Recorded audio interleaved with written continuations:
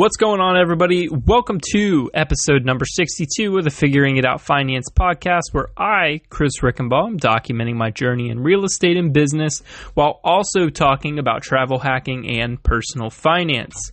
So today's episode is going to be understanding your finances, and we're going to be covering tracking your expenses, where you can save, and how you can make more money. So before I hop into that, go ahead and follow me on Instagram and TikTok, as well as YouTube and Spotify. Go check out figuringitoutfinance.com, where you can see all of the episodes being released and some information about me. So let's get into today's episode. So, starting off here, why is it important to understand your finances? Well, that's simple, because if you don't understand where your money is going, you're not going to be able to save or invest. So, where do we need to start with that? So, you should have at least 3 accounts. So, you should have an emergency account, a savings account, and a spending account before you do anything else. I love the Dave Ramsey advice where you build up that emergency account first. For beginners, build that thing up to $500, and then you can get a little bit crazy after, once you're in a little bit of a better position, by saving up just about 6 months of your living expenses. So that's a lot, especially for somebody starting out. So I would just start with that $500, get that covered, and then as you progress, you're making more money, you understand where things are going, you're going to be able to put more into that emergency account, which you will need at some point, and you'll be able to just build that up. So I recommend having that in a high yield savings account that earns a little bit of interest for you without you having to do anything. So build that thing up to $500 starting out, especially if you're someone in college or just graduating college, high school, wherever you are at. So next, moving on to the savings account. So once you've built up that emergency account, your savings account should be in a high yield savings account too. So if you have some money in it, it's going to be able to build a little bit of interest, especially if you start stacking a lot of money in there. So as money is coming in and you have that emergency account saved up, I would be putting about 10 to 15% of your income into that savings account. So can you do more? Yes. Can you do? I wouldn't do less though, because you're not going to notice that 10 to 15%. Say you make $1,000 this month, 10% is going to be $100. 15% is going to be $150.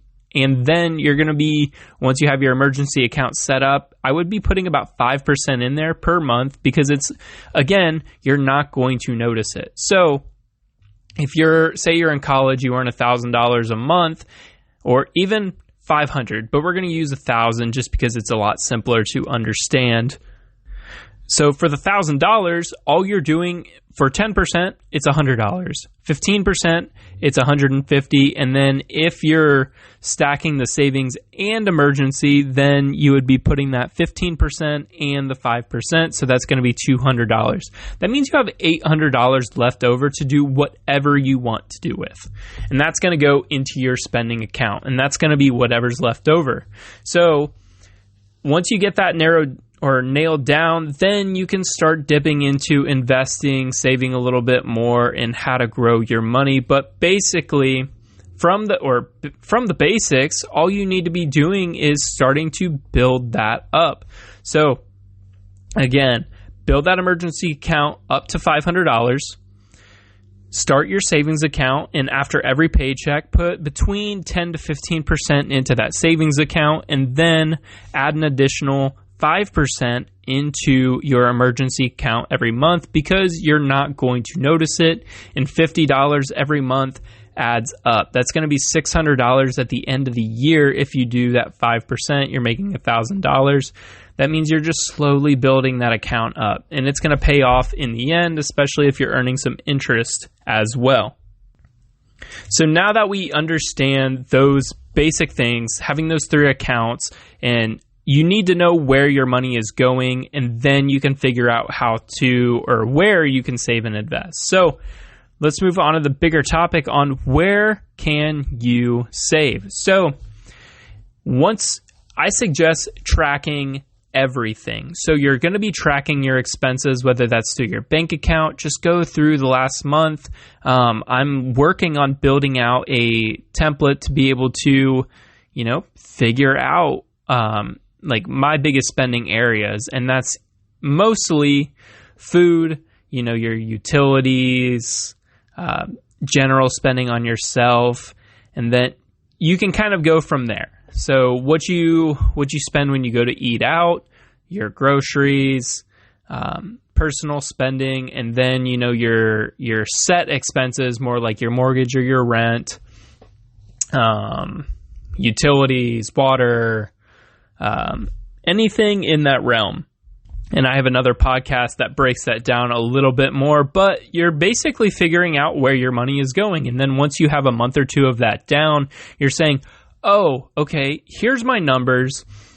And most of the time people try to go for their food or their personal spending and say, okay, I can't spend any money. And it's like, no, what is your largest expense?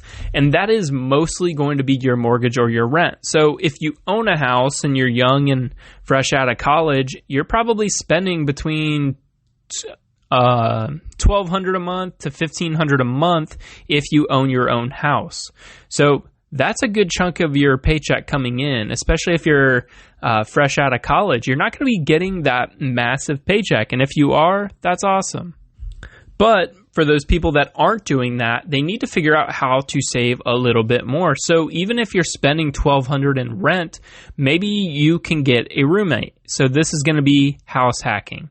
So you could rent out that other room, that extra space for half of that rent. So let's just use $1,200 as an example. So you're going to be renting out that other side, that space, that room for $600 a month, which is low.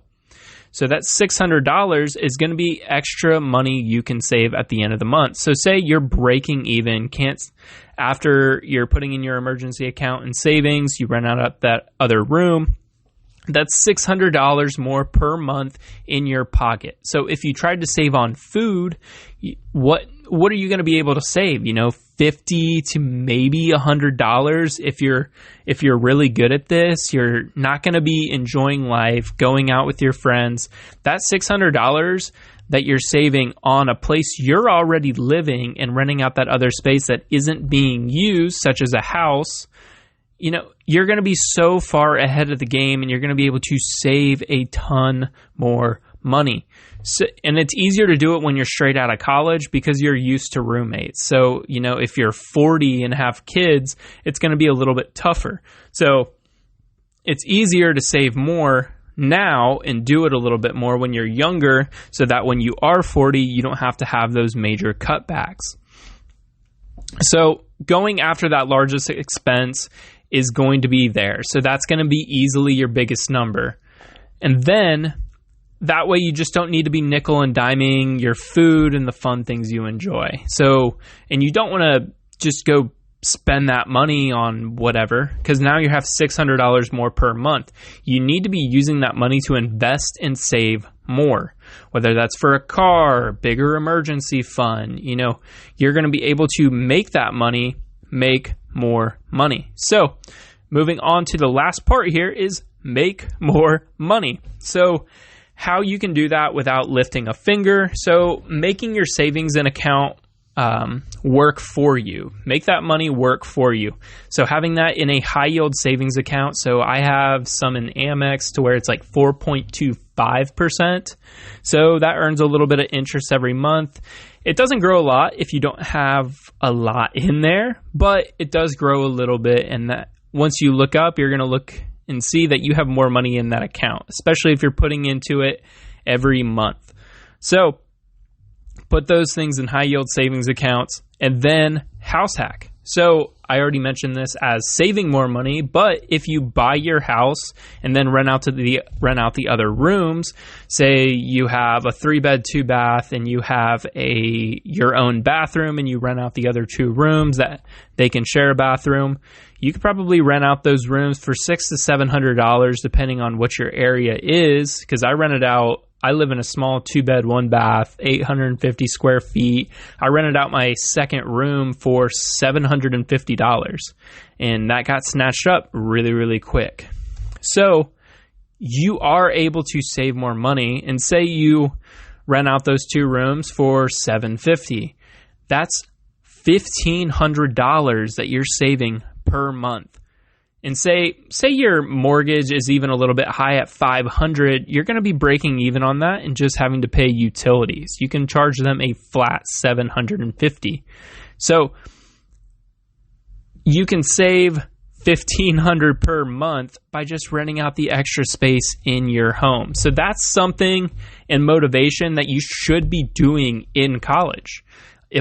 I wish I knew this information now, because when I was I didn't have the maturity then, but I wish I would have known this going into college, say like my junior or senior year of high school. So I had this idea. And then, so when I got to college, if I had to live on campus for a year like we did, but I could use the money that my parents had saved up for college for me, buy a house, and even save more money throughout college renting to my friends. And they could buddy up in rooms so that you have 4 or 5 people living there. And then you're actually cash flowing on that house. So that is the power of house hacking. And I just want to nail that down. I want that to get to every single high school and to be taught that, because that's something I'm over it now, but I was kicking myself for so long. Like, man, why did I not get into real estate sooner? Like, I could have been saving so much more money. I could have had a couple houses under my belt so that once I got out of college, I had a little bit more experience and I was able to do more and be making more money right out and not have to rely on a normal job. So that's why I push house hacking so much. It's basically just renting out the other space or the other room in your home or apartment to be able to cut down on your largest expense, which is going to be the mortgage or the rent. So I'm going to leave off for there today, but the main point of today's episode is to understand your finances so that you can save more and then invest for that longer term projection. So whether that's retiring, whether that's saving up for those bigger expenses like a home, a car, anything, you're going to be able to, you need to understand where your expenses are going. So, I'm going to leave it off from there. I'm not going to go into, rentals and what you could be spending on per month, but I'm going to leave it off there. Understand your finances, track your expenses, figure out where you can save the most, find the largest expense and start there, and make your money work for you with high yield savings accounts, house hacking, and then starting to look to invest. So this is Chris Rickenbaugh signing off for the Figuring It Out Finance podcast, episode number 62. We'll be back on Monday with a week 6 flip update on flip number 2. So we'll see you then.